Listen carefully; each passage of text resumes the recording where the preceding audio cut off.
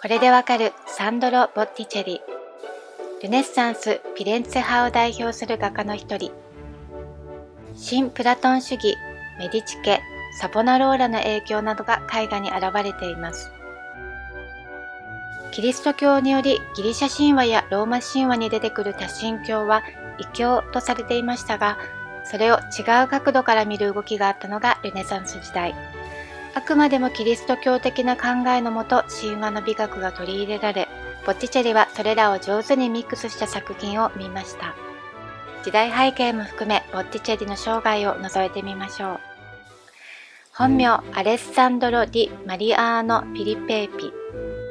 ボッティチェリは通称で小さな樽という意味。兄が樽のように太っていたことから小さな樽というあだ名をつけられたそうです。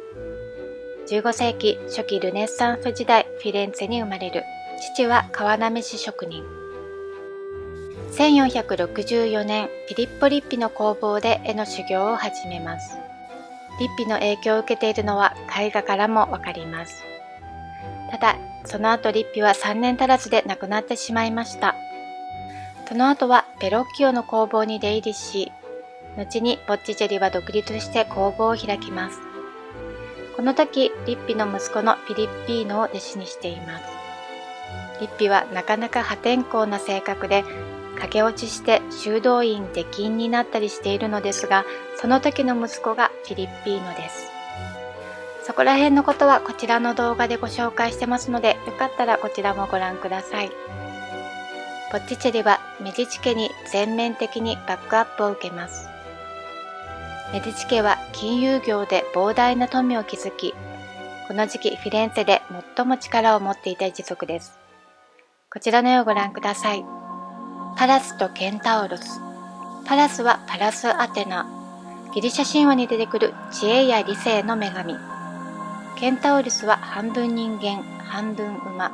制御されない暴力や欲望などを表す代表的存在。パラスは平和の象徴であるオリーブの冠をかぶり、ケンタウロスの髪を掴んでいます。この作品は理性が野蛮な銃声に勝利したことを表しています。ただ、これだけの意味ではなさそうです。実は背景にパッツィー家との対立から発展したパッツィー戦争があるとみられます。1478年、パッツィー家の陰謀と呼ばれる暗殺事件がありました。メディチ家のロレンツォが狙われ、本人は助かったのですが、弟ジュリアーノが亡くなりました。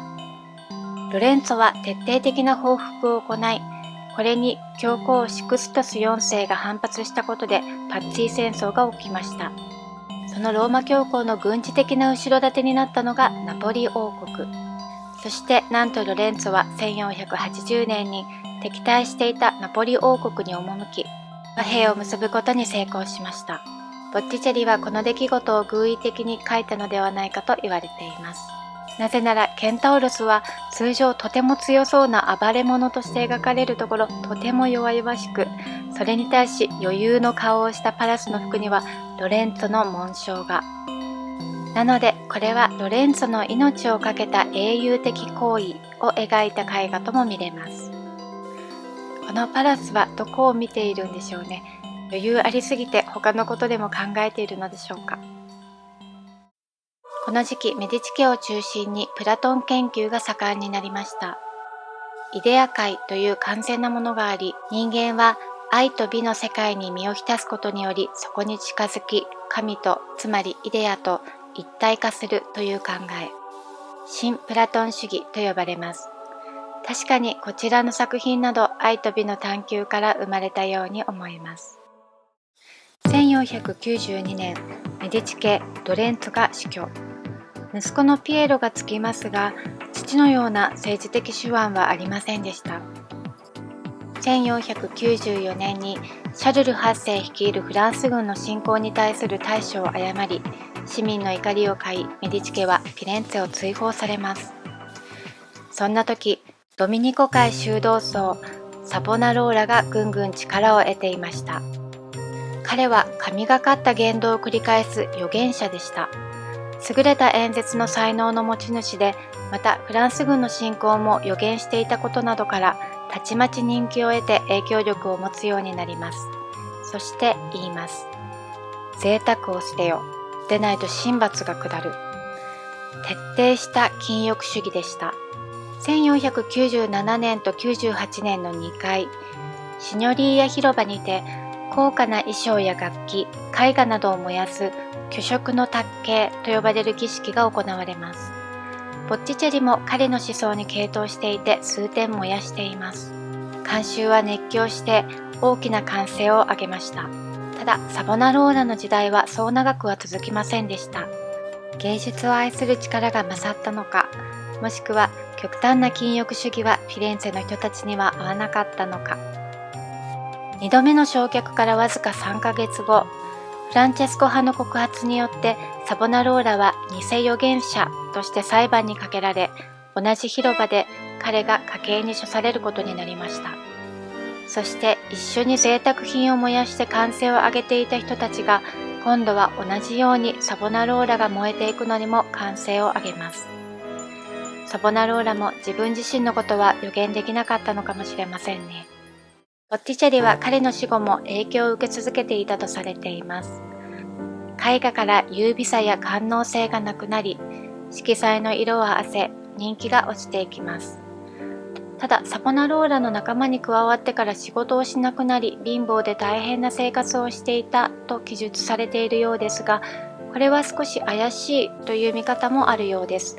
というのはサボナローラの登場以後もメディチ家の仕事を受けていたり、大邸宅を買っていたり、彼の工房もとても繁盛していたり、何が本当で何が嘘なのかはわからないのですが、一つわかることはボッティチェリもこの時代にとても揺れ動いていたこと。ルネサンスは新しい魅力に目覚めた時代で、芸術はどんどん開花されていきましたが、それと同時に激しい政治の変化などから破滅への恐れに脅かされてもいました。それゆえ人々は神罰を恐れサボナローラに走ったり、いや間違いだったと考え直したり、みんなが揺れ動いていた時代。その影響をまさに受けていたボッティチェリ。絵画からそんな時代背景が見れるのも面白いですね。こちらの絵をご覧ください。アペレスの誹謗。もともと古代ギリシャの著名な画家アペレスが描いた作品があり、それは現存しないのですが、詳しく記述されたものがありました。こちらはその記述に基づいてボッティチェリが復元を試みたものです。誹謗中傷にあった人物の悲惨さを偶意的に描いた作品です。登場人物が多くて分かりにくいのですが、この絵の主役はこの人です。無実というタイトルが付けられています。髪を引っ張っている涼しげな顔をした人が誹謗。その上に嫉妬と欺瞞がいます。隣に憎悪がいて、ジャッジする王がここにいます。耳が大きいのが特徴で愚か者を表現しています。その王の耳に何か吹き込んでいるのが無知と疑惑。左側も見てみましょう。後ろを振り返っているのが後悔。隣にいるのが真実。偽りのない二人、無実と真実のみ裸で描かれています。この真実として描かれているヴィーナスですが、こちらのヴィーナスとはだいぶ違う印象ですね。柔らかく官能的な雰囲気は全く削ぎ落とされています。この作品はサボナローラの影響を受けた後に描かれたものなのがわかります。